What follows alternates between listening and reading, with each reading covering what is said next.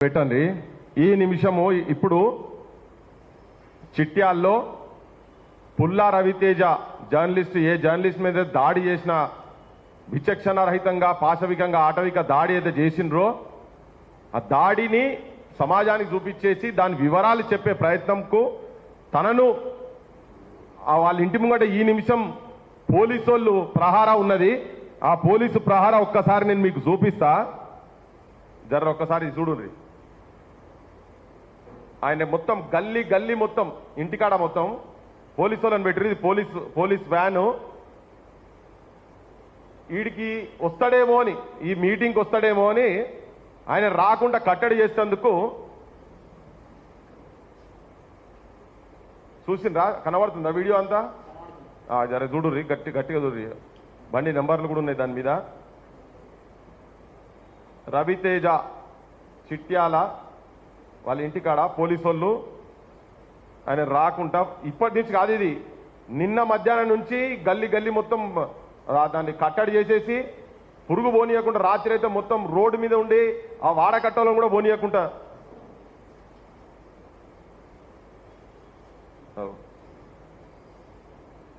నేను ముఖ్యమంత్రిది ఇంకా అయిపోలే ఇది ఒక్కసారి చూడండి మొత్తం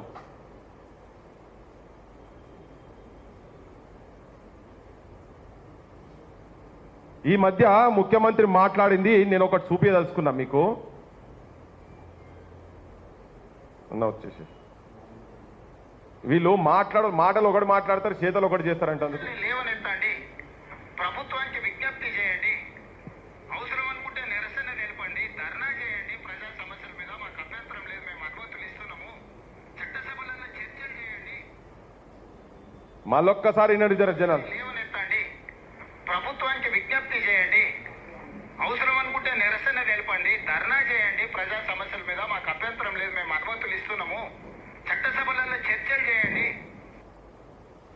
ఈయననేమో ధర్నాలు చేయండి చర్చలు చేయండి మేము అనుమతులు ఇస్తున్నామని పొంకనాలు కొడుతుంటాడు ఈ ముఖ్యమంత్రి రేవంత్ రెడ్డి కానీ యాక్చువల్గా ఏంటంటే ఈ మీటింగ్ గురించి కాదు తన ఇవాళ కొడుకు వచ్చేది పుల్లా రవితేజ ఇవాళ నిమ్స్లో తనకు న్యూరో సంబంధించిన సమస్య లేదా గుండా వంశీకృష్ణ అంటోళ్ళు ఏ ఎమ్మెల్యే సపోర్ట్ తోటి గండ్రా సత్యనారాయణరావు దాంట్లో గండ్రా వెంకటరమణారెడ్డి కూడా ఉన్నాడు కొత్త కోణం చెప్పిర్రు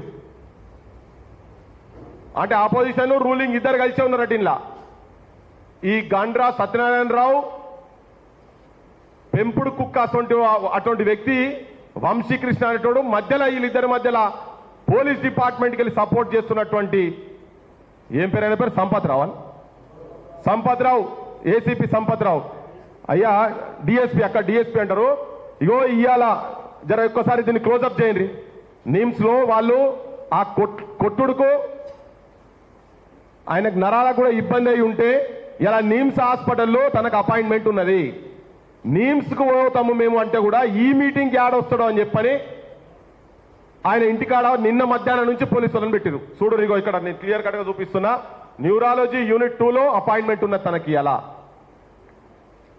పుల్లా రవీందర్ డేట్ చూడండి 24th ఆగస్ట్ ఇవాళ తనకు హాస్పిటల్ అపాయింట్మెంట్ ఉన్నది దెబ్బలు కొడతారు మీరే బీమారు ఉన్నోన్ని మొత్తం ఇలాజ్ కాకముందే హాస్పిటల్కి వెళ్ళి డిశ్చార్జ్ చేస్తారు వాళ్ళు వీళ్ళు వచ్చిపోతున్నారని ఈ మీటింగ్ నువ్వేమంటావు మీటింగ్లు పెట్టుకొని నువ్వు ఏది ఉంటా చెప్పుకోమని చెప్ప ముఖ్యమంత్రి చెప్తాడు పత్రికా స్వేచ్ఛను ప్రభుత్వాలు పత్రికలు ఏం మాట్లాడినా ప్రభుత్వాలు స్వీకరించే స్థాయిలో ఉండాలనేమో ఉప ముఖ్యమంత్రి మాట్లాడతాడు అంటే ఇప్పుడు తనకేమో నై పుసుకున్న అంటే మీరు ఒక దిక్కు పోలీసు పాలన ఇనుప బూట్లతోటి ప్రజావాక్కులను వాస్తవాలను నిజాలను తొక్కుతున్నారు ఒక దిక్కు డైలాగులు మాత్రం పట్టంగానే ప్రజాప్రభుత్వం అని చెప్పి మాట్లాడుతున్నారు సమాజము చూడండి వీళ్ళ కథ ఎట్లున్నో చూడండి వారం దాటిపోయింది తన మీద దాడి చేసి వారం దాటిపోయింది సమాజానికి వాస్తవాలు చెప్పే ప్రయత్నం చేస్తుంటే ఓ మా బోటోలకు ఎన్ని ఫోన్లు అనుకుంటున్నారు నిన్నటి నుండి సోపతులతోని ఇక అయిపోయింది కదా మరి అయిపోయాక నీకు అంత ధైర్యం ఉంటే ఎందుకు ఆయన నిన్న మధ్యాహ్నం నుంచి ఇంట్లో ఎందుకు కట్టడి చేసి పెట్టిర్రు నేను ఈ ఒక్క అంశం మాట్లాడేందుకే నేను మైక్ తీసుకున్నా, ప్రజలకు తెలవాలని. నేను మిగతా విషయాలన్నీ మళ్ళా మాట్లాడతా నేను. కానీ జనాలకు చెప్పేది ఏంటంటే, ఈ రాజకీయ నాయకులను ఎవరిని కూడా నమ్మే పరిస్థితి లేదు.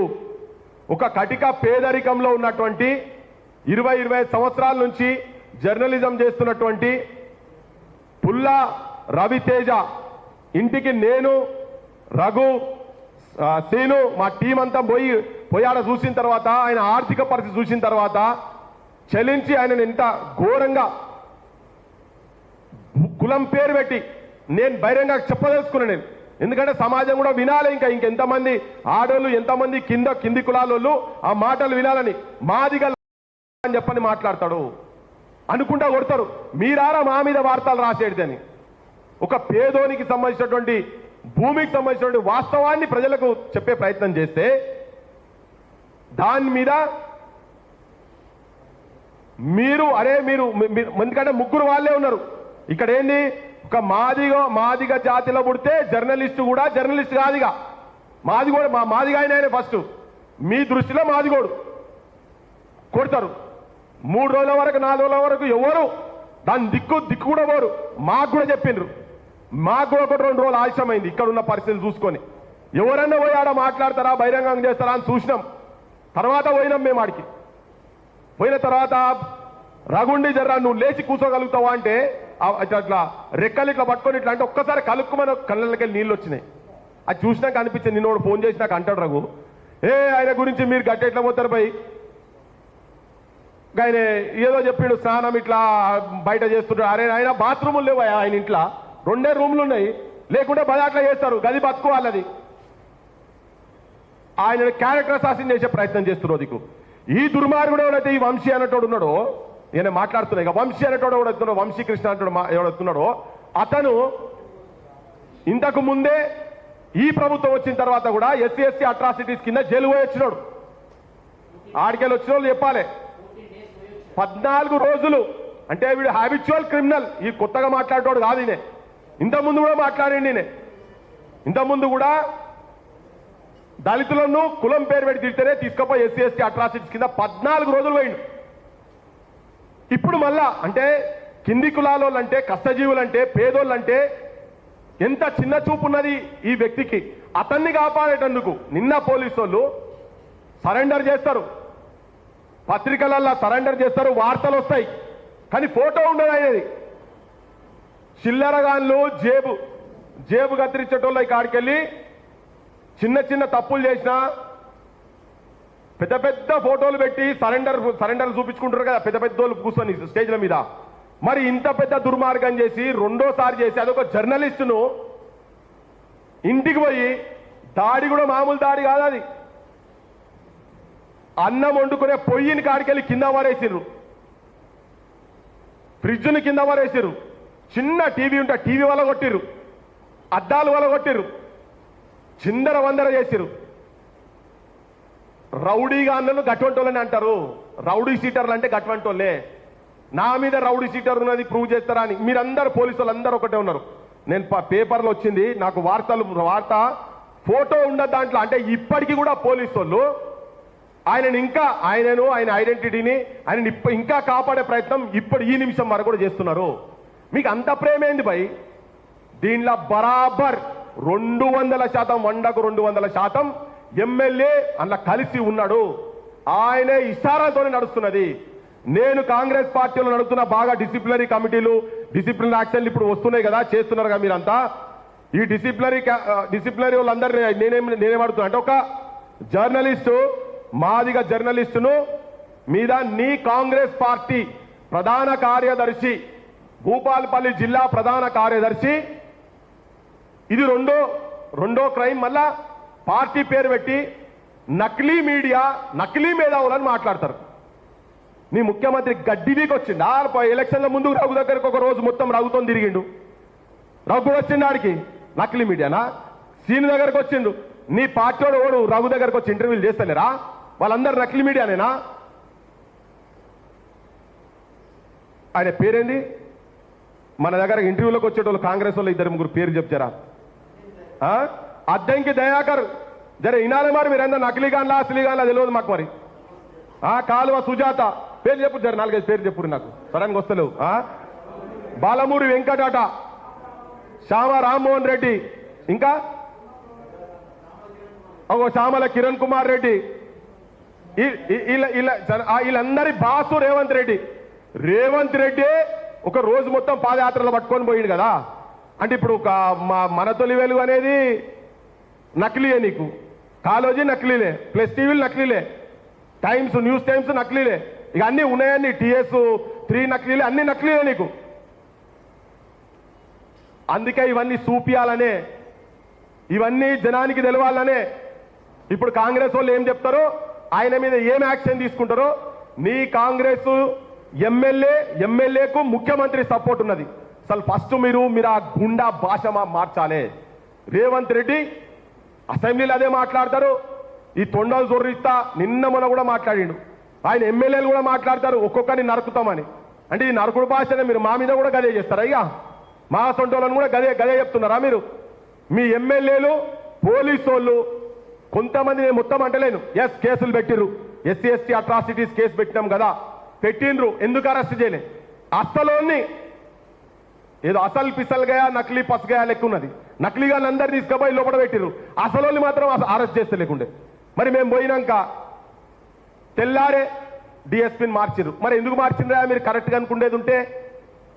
ఆయన గత ప్రభుత్వంలో DSP ఉంటాడు ఆడ, ఇప్పుడు కూడా DSP ఉంటాడు మళ్ళా ఈ గవర్నమెంట్ వచ్చినాక కూడా.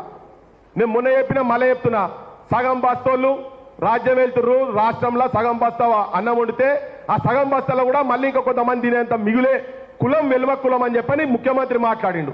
మరి అలా ఉన్నోళ్ళు మొత్తం వాళ్ళే ముగ్గురు. ఇక వాళ్ళ రాజ్యం ఎట్లునో చూడుర్రి. మేము ఈ మీటింగ్ పెట్టింది కూడా చాలా మందికి అనిపించచ్చు, మేము ఒక్కటే మెసేజ్ ఇక్కడి నుంచి ఇయ్యదలుచుకున్నాం. పృథ్వీరాజ్గా మేమందరము, క్రాంతిదల్గా మేమందరం కూడా, జర్నలిస్ట్గా కూడా ఉన్న వాళ్ళందరం ఒక మెసేజ్ ఇయ్యదలుచుకున్నాం. ఏంటంటే తెలంగాణలో ఏ మారుమూల గ్రామాలనైనా, ఏ సంధిలనైనా, ఏ పొక్కలనైనా తెలంగాణలకు అన్యాయం జరిగిన, దుర్మార్గం జరిగిన, రాజ్యం వాళ్ళ మీద పాశవిక దాడులు చేసిన, పోలీసోళ్ళు చేసిన, ఎవరు చేసినా, ఏ సంఘాలు ఉన్నా లేకున్నా క్రాంతిదల్ ఉంటుంది, పృథ్వీరాజ్ ఉంటాడు, మేమందరం అక్కడ ఉండమని చెప్పి భరోసా ఇచ్చేటందుకు చెప్పెట్టినాం ఈ మీటింగు.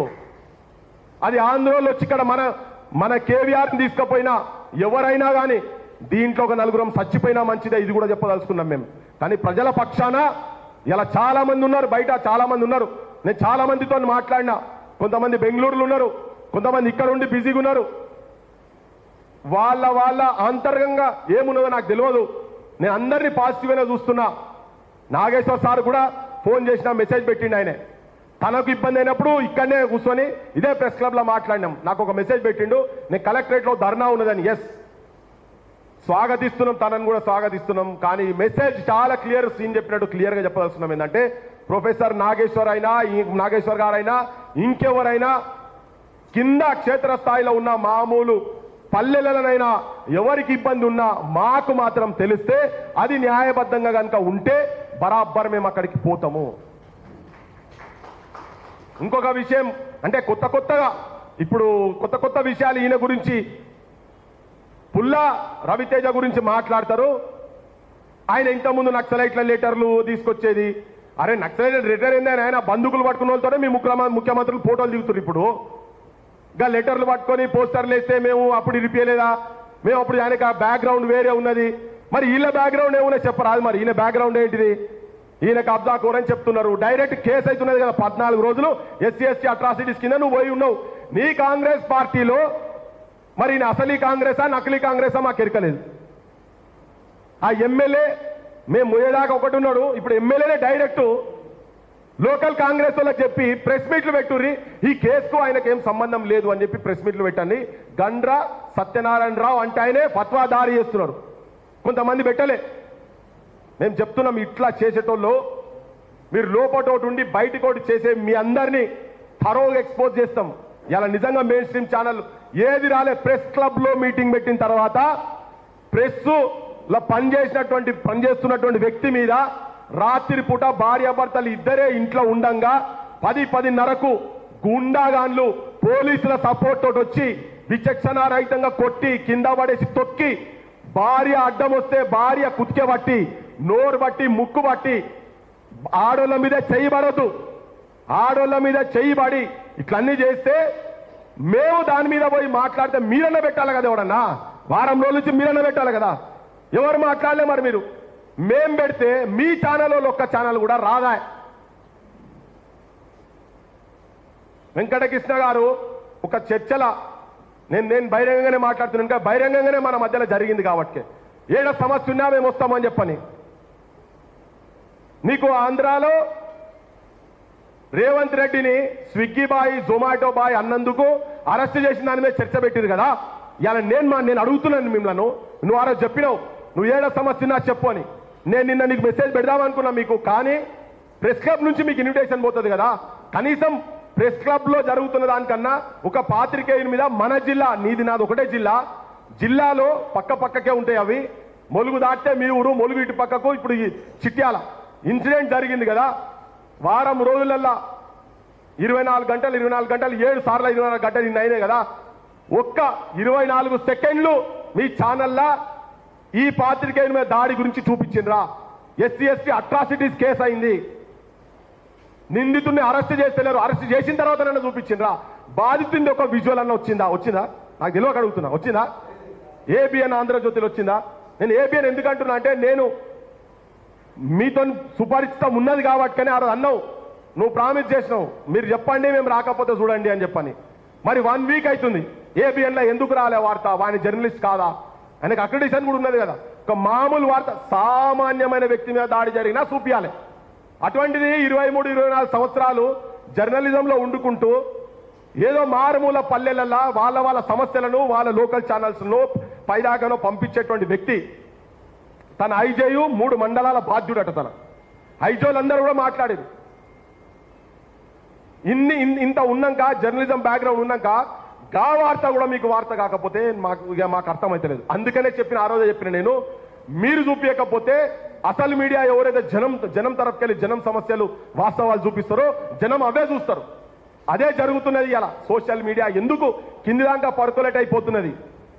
మా లోపల ఏ శక్తి ఉన్నది? నేనైనా రగైనా సీనైనా మేము పోయాడికి పోయిన తర్వాత ఎందుకు 2 రోజులల్లా యాక్షన్ అయింది, అరెస్ట్ అయిండు. ఇంకొక ఆయన లేకుంటే వారం రోజులు అవుతుంది. సూపీరి యాడున్నాడో? టెక్నాలజీ పెరిగింది కదా, ఎక్కడున్నాడో చూపి, ఏ ఫంక్షన్లో ఉన్నాడో చూపి. వేరే ఫంక్షన్లో ఉన్నాడు ఆయన ఏం చెప్తున్నట పోలీసు వాళ్ళు. చూపివయా, చూపిస్తే మేము మాట్లాడాం కదా. చూపి, వాళ్ళు బాధితులు చెప్తున్నారు, తన్నులు తిన్నోళ్ళు చెప్తున్నారు ఆయన ఉన్నాడా అని చెప్తున్నారు.